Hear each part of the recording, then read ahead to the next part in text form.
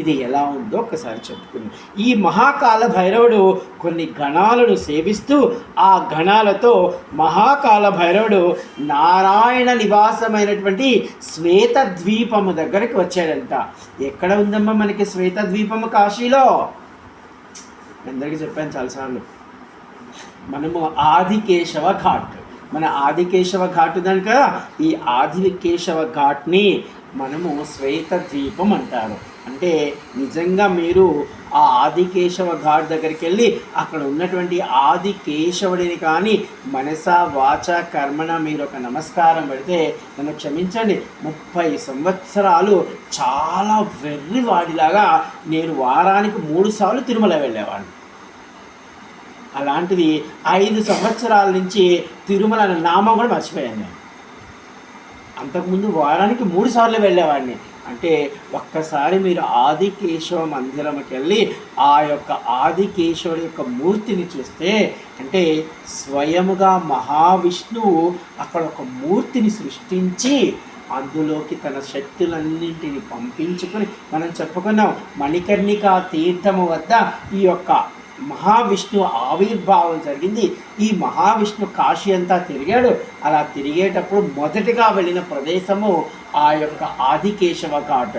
దాన్ని విష్ణు పాదోదక తీర్థము అని కూడా అంటారు. అంటే మనందరి కోసము ఆయన పాదాలు పెట్టి అదొక తీర్థముగా మార్చాడు అక్కడ. ఇప్పుడు క్షమించాలి, ఇక్కడ ఒక 2 సంవత్సరాలు నేను బాగా చెప్పాను అనుకోండి, రేపు ఎవరో వచ్చి ఇక్కడ చంద్రశేఖర్ గారు ప్రవచనం చెప్పేవాళ్ళండి అంటారు. అంటే నేను చెప్పాను కాబట్టి 2 సంవత్సరాలు చెప్పింది కాబట్టి అది ఆయన స్థానం, ఆయన చెప్పేవాడు ఈ సమయంలో అని. అంటే అలాగే విష్ణువు అక్కడ పాదాలు పెట్టాడు కాబట్టి దాన్ని విష్ణు పాదోదక తీర్థము అన్నారు. అయితే ఆ విష్ణు స్వయముగా తన చేతులతో ఒక బొమ్మని చెక్కుకున్నాడు, ఒక ప్రతిమని చెక్కుకున్నాడు. ఆ ప్రతిమను తన యొక్క శక్తులన్నీ దాచుకొని, అంటే 16 కళలు ఉంటాయన్నమాట. ఆ 16 కళలో ఒక్క కళతో మాత్రమే విశ్వంలో తిరుగుతాడట. 15 కళలు ఆ ఆదికేశవ మందిరంలో ఉన్నటువంటి ఆ ప్రతిమలో ఉంటారు.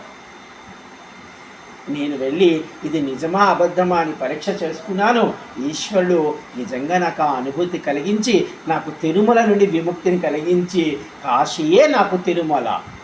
అంటే తిరుమల ఆనంద నిలయంలో ఆ యొక్క వెంకటేశ్వరుడిని నేను చూసినప్పుడు ఎంత ఆనందం పొందుతానో, ఆ వెంకటేశ్వరుడి నామాలు, ఆయన కళ్ళు అవన్నీ చూసుకున్నప్పుడు ఈ కాశీ అణువణువున అలాగే కనపడుతుంది. ఇది అనమాట. అంటే ఈయన కాశీ వచ్చాడుగా, ఈ వచ్చినటువంటి ఈ మహాకాల భైరవుడు మొదటగా ఎక్కడ ప్రవేశం జరిగిందంటే, ఈ మహాకాల భైరవుడు కొన్ని గణాలను సేవిస్తూ, అంటే చెప్పుకున్నాం కదా ఆయనకి ఒక స్త్రీ కూడా వస్తుందని, అంటే కొన్ని గణాలను సేవిస్తూ, అంటే మనం కూడా చూడండి, ఇప్పుడు విజయవాడ నుంచి మనం కాశీ వెళ్తున్నాం అనుకోండి, ఎవరో ఒకరు వీలయ్యే వాళ్ళు మనకు సంబంధించిన వాళ్ళని మనం తీసుకొచ్చుకుంటాం కదా. అలా ఈయన విశ్వం అంతా తిరిగేశాడు ఇందాక. అలా తిరిగిన వాడు ఆయనకి కొన్ని గణాలు ఏర్పడ్డాయి. ఆ గణాలను తీసుకుని మహాకాల భైరవుడు నారాయణి నివాసమైనటువంటి శ్వేతద్వీపము వద్దకు వచ్చాడట. అలా వచ్చినప్పుడు అనగా కాశీక్షేత్రంలో ఉన్నటువంటి ఆదికేశవ ఘాట్ విష్ణు పాదోదక తీర్థము అక్కడికి వచ్చాడు. రాగానే ఇది అద్భుతం, అక్కడ మహావిష్ణువు అట ఒక్కసారిగా, అయ్యో నా ప్రియ స్నేహితుడైనటువంటి, నా ప్రియ స్నేహితుడు ఒక క్రోధ రూపమైనటువంటి మహాకాల భైరవుడు వచ్చాడని ప్రియా ప్రియా ప్రియా అని పిలుస్తున్నాడంటే లక్ష్మిని. అక్కడ మోక్షలక్ష్మి ఉంటుంది. అక్కడ మనం చెప్పుకున్నాం, అక్కడ ఎన్నో తీర్థాలు ఉంటాయి అక్కడ. అంటే మోక్షలక్ష్మి అయినటువంటి లక్ష్మీదేవిని ఓ ప్రియా రా రా అని పిలుస్తున్నాట లక్ష్మీదేవిని. ఇదిగో మహాకాల భైరవ దర్శనం, మన 2 కళ్ళు అదృష్టం ఆయన చూడడం. అంటే ఆయన ఆ విధంగా విష్ణుమూర్తికి దర్శనం అవుతున్నాడు. అందుకు సంతోషించిన ఆది మహావిష్ణువు మోక్షలక్ష్మి అగు ఆ మహాలక్ష్మిని, ఓ ప్రియా, నేడు మన ఇద్దరి జీవితము, మనము ఈ దర్శనము వలన మనము ధన్యులము. ఎందుకంటే ఇటువంటి దర్శనం ఎవరికి కలగదు. ఒకవేళ నిజంగా మీరు ఇప్పుడు భ్రాంతి పొంది ఆ దర్శనం మీరు అలా చేశారనుకోండి, మీకు ఒకవేళ అనకూడదు కానీ పెద్ద శత్రువుని అనుకోండి, అటువంటి శత్రువుడు కూడా మీ ముందు కుక్కలాగా, అంటే కుక్కకి వెనక తోక ఊపుతుంది చూడండి, అలా తోక ఊపుతాడు వాడికి. ఇది అనమాట. ఓ ప్రియ, మన ఈ మహాకాల స్వరూపము దేవదేవుడైనటువంటి మహా ఈశ్వరుడి యొక్క రెండవ రూపము. ఆ మహాలక్ష్మికి చెప్తున్నాడు, ఓ ప్రియా, ఇది అంటే ఇప్పుడు మనం కూడా చూడండి, గబగబా ఇప్పుడు సైకిల్ స్వామి గారు వచ్చారనుకోండి, మనం గబగబా పరిగెత్తుకుంటే రండి రండి రండి అంటాం కదా. అలాగా ఈ యొక్క మహావిష్ణువు వాళ్ళ ధర్మపత్నిని పిలిచి, అడుగుడుగు వచ్చాడు, రా త్వరగా, ఆయనకి ఏమన్నా అర్ఘ్యము పర్ఘ్యము పండు ఫలము ఇద్దాం అని అంటున్నాడు. అలా అంటుంటే, ఓ ప్రియ, ఈ కాల స్వరూపము దేవాది దేవుడైన ఈశ్వడి మరో రెండవ రూపము పరమాత్మ స్వరూపుడు, సర్వజ్ఞానుడు, సర్వభూతాత్మ, సర్వ ఆత్మలకు ప్రతీక, సర్వలోక ప్రభువు ఈయనని పొగుడుతున్నాడు. కాశీవాసులను ఉద్ధరించుటకు దివ్య భవ్య రూపముతో కాశీ క్షేత్రమునకు ప్రవేశించాడు. అంటే అంతకు ముందే మనం చెప్పుకున్నాం, సాక్షాత్తు ఈశ్వరుడు ముందు జనించాడు. ఆయన అనుకున్నాడు, నాకు నిలబడుకోవడానికి కొంత ప్రదేశం కావాలి, ఆ ప్రదేశాన్ని సృష్టించాడు. ఆ తర్వాత తన ఇచ్ఛాశక్తితో అమ్మవారిని సృష్టించాడు. కొంత సమయం, కొన్ని కల్పాలు వాళ్ళిద్దరూ తపస్సు చేశారు. ఆ తర్వాత అనుకున్నారు, మన ఇద్దరం మళ్ళా ధ్యానంలోకి వెళ్ళిపోతాం, ఈ భూమిని మరొకడికి అప్పచెప్పాలి అనుకున్నారు. ఈశ్వరుడి యొక్క ఇచ్ఛాశక్తితో మళ్ళా విష్ణువుని సృష్టించాడు. ఇప్పుడు విష్ణు దీనికి రక్షకుడుగా ఉన్నాడు.